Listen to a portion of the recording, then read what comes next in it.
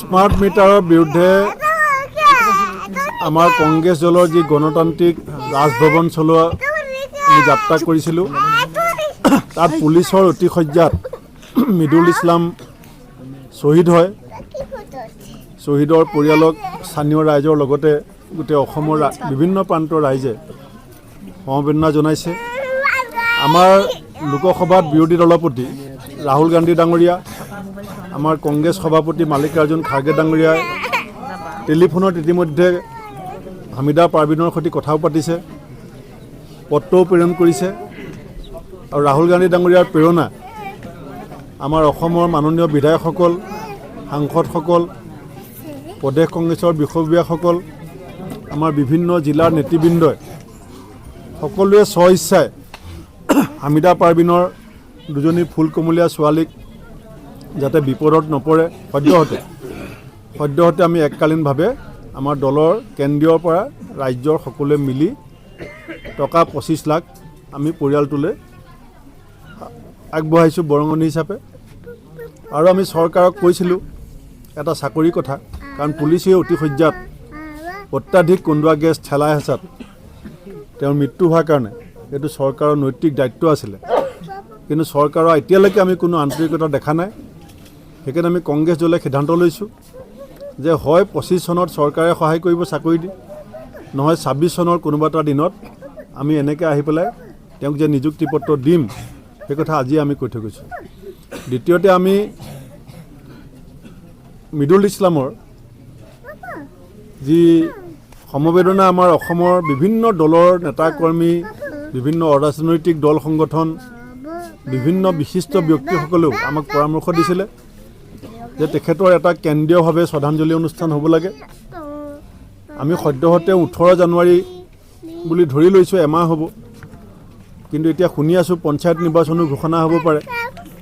যদি নিৰ্বাচনটো মাজত পৰে তেতিয়াহ'লে দিনটো অগা পিছা কৰি হ'লেও আমি গুৱাহাটীত কেন্দ্ৰীয়ভাৱে আমি এটা শ্ৰদ্ধাঞ্জলি অনুষ্ঠান শ্বহীদগৰাকীৰ প্ৰতি সন্মান জনাই আৰু পৰিয়ালটোক, তেওঁৰ মাতৃক, তেওঁৰ পত্নী আৰু সন্তানক যাতে সকলো ৰাইজে ওচৰত আহি লগ ধৰি সমবেদনা জনাব পাৰে, তাৰ কাৰণে এটা শ্ৰদ্ধাঞ্জলি অনুষ্ঠান আমি আয়োজন কৰাৰ সিদ্ধান্ত কৰিছোঁ।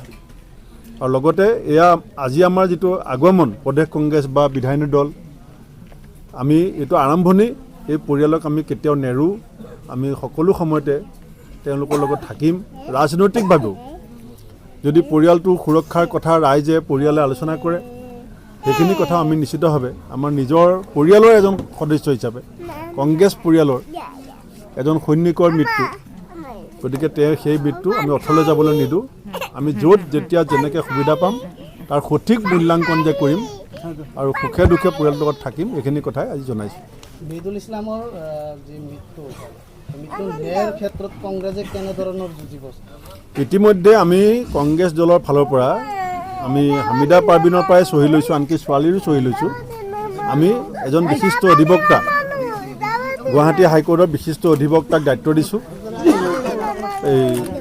ইতিমধ্যে আমি হিউমেন ৰাইটছ কমিশ্যনত আমি এটা কেছ দিছোঁ। দ্বিতীয়তে আমি লতাশিল থানাত আমি কেছ দিছোঁ। গতিকে আমি বিশ্বাস ৰাখিছোঁ যে হিউমেন ৰাইটছ কমিশ্যনে হামিদা পাৰভিনৰ হৈ আমি যিটো কেছ দিছোঁ, গুৱাহাটী হাইকোৰ্টৰ এজন বিশিষ্ট অধিবক্তাই কেছটো দায়িত্ব লৈছে, আৰু পুলিচ কেছ আমি যিটো দিছোঁ তাৰ সুবিচাৰ আইনে দিব বুলি পেলাই আমি এতিয়ালৈকে বিশ্বাস ৰাখিছোঁ। আৰু পৰৱৰ্তী সময়ত আমাৰ দলীয়ভাৱে যেতিয়া আমাৰ next political affairs committee meeting হ'ব, কাৰণ তেওঁ মৃত্যুৰ পাছত আমি PAC মিটিং বহা নাই, যেতিয়া PAC মিটিং বহিব তাত আমি বিতংভাৱে আলোচনা কৰি পৰৱৰ্তী কি সিদ্ধান্ত ল'ব লাগে আমি ল'ম। সেইকাৰণে মই আজি ৰাজহুৱাকৈ কৈ দিলোঁ, আমি ভাবিছিলোঁ, কাৰণ চবেই দেখিছে অসমৰ মানুহে তাত কি হৈছিলে, গোটেই অসমৰ মানুহে দেখিছে। প্ৰথমতে বদনাম দিবলৈ চেষ্টা কৰিলে যে মৃদুল ইছলামৰ গা বেয়া আছিলে। মৃদুল ইছলামৰ গা বেয়া হ'লে মাকে গম পালেহেঁতেন, ককায়েক ভায়েকে গম পালেহেঁতেন, পত্নীয়ে গম পালেহেঁতেন। এটা দৰৱ নোখোৱা এটা ল'ৰাক প্ৰথমতে চৰকাৰে বদনাম দিবলৈ চেষ্টা কৰিলে, আৰু পোষ্টমৰ্টেমৰ পৰা উলিয়াই অনাৰ পিছত আকৌ সোমাই নিছে আজিলৈকে আমি শুনা নাই পোষ্টমৰ্টেম মৰ্গ এৰিয়াৰ পৰা উলিয়াই অনাৰ পাছত আকৌ ভিতৰলৈ লৈ গৈছে গতিকে গোটেই কথাখিনি চৰকাৰে কি কৰিব বিচাৰিছে আমি চাই আছোঁ কিন্তু এনেকৈ চৰকাৰে ভাবিব নালাগে যে কংগ্ৰেছ দলে কথাটো সহজভাৱে ল'ব বুলি আমি ইমান সহজভাৱে লোৱা মানুহ নহয় আৰু আমি মিদুল ইছলাম বুলি এতিয়া আমি অকল কোৱা নাই কংগ্ৰেছ দলৰ পৰিয়ালৰ এজন সন্মুখ সমৰৰ যোদ্ধাক আমি হেৰুৱাইছোঁ আৰু ইয়াৰ বিচাৰ আমাক লাগিব আৰু যিটো পৰিয়ালে পাব লাগে সেয়া আমাক মনীষীসকলে কৈ গৈছে যে তোমাৰ যিটো প্ৰাপ্য সেইটো যদি তুমি নেপোৱা সেইটো তুমি কাঢ়ি ল'ব পাৰিবা হামিদা পাৰবিনৰ যিটো প্ৰাপ্য সেইটো যদি নাপায় সেইটো কেনেকৈ আজৰি আনিব লাগে সেইটো আমি কংগ্ৰেছে জানো আৰু সেইটো আমি কৰি দেখুৱাম হ'ব